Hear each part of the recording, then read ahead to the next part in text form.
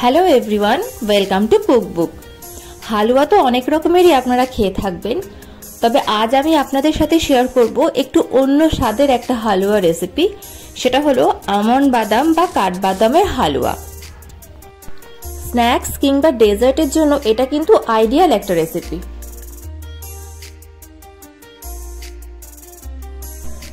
আমি এখানে 150 গ্রাম আমন্ড নিয়েছি। এই আমন্ডগুলোকে আমি বেশ ভালো গরম জলে মোটামুটি 1 ঘন্টা মতো ভিজিয়ে রাখবো।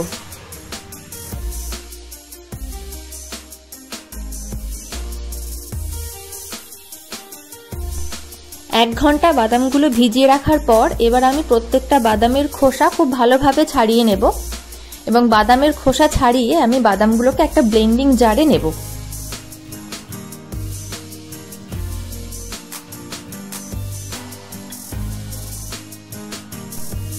এরকম নিত্য নতুন রেসিপি পেতে আমার চ্যানেলটিকে গিয়ে এক্ষুনি সাবস্ক্রাইব করে দিন।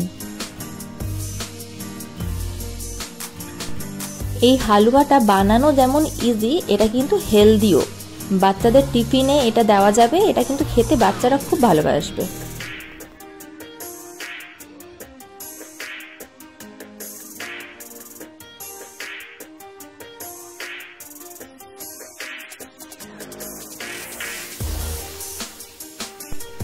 সব বাদামের খোসা ভালোভাবে ছাড়িয়ে নিয়ে এবার আমি এর মধ্যে অ্যাড করব 1.5 কাপ দুধ। এবার এটাকে আমি একটা স্মুথ পেস্ট বানিয়ে নেব।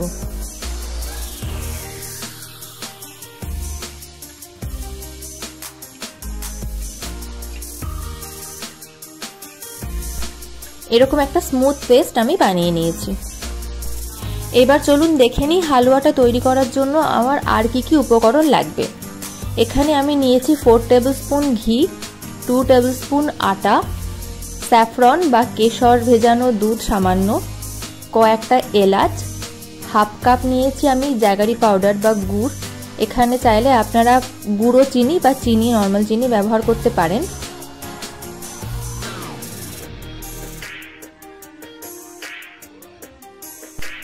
এবার আমি একটা প্যানে ঘিটা ঢেলে দেব।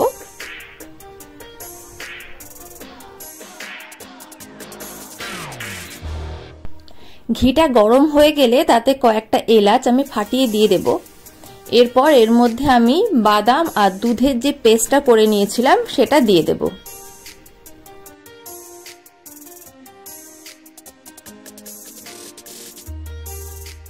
বাদামের পেস্ট দেওয়ার সাথে সাথে এটা খুব ভালোভাবে নাড়তে থাকতে হবে যাতে এটা কোনোভাবেই প্যানের তলায় না লেগে যায়।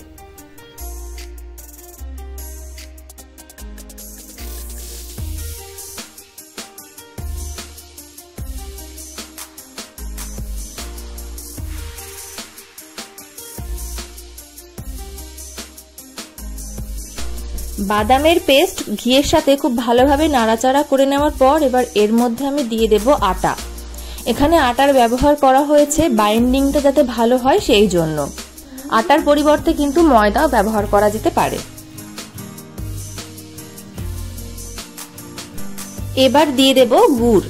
গুড়টা দেওয়ার পর সব উপকরণগুলোকে খুব ভালোভাবে মিক্স করে নেব।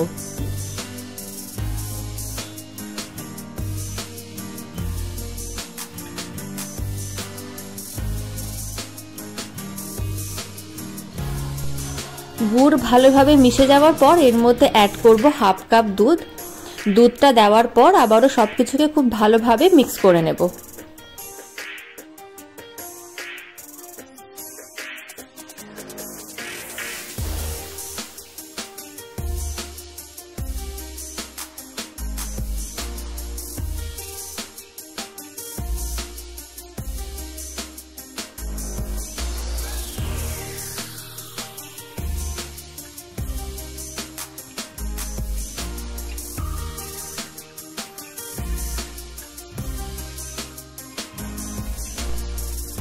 এখন এর মধ্যে স্যাফরন বা কেশর ভেজানো দুধটা দিয়ে দেব।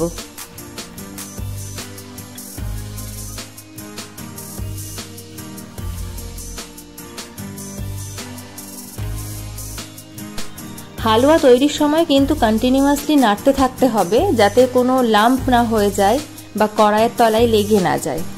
এইভাবে মোটামুটি 10 থেকে 15 মিনিট নাড়াচাড়া করতে থাকতে হবে যতক্ষণ না বাদাম থেকে তেলটা ছাড়ছে।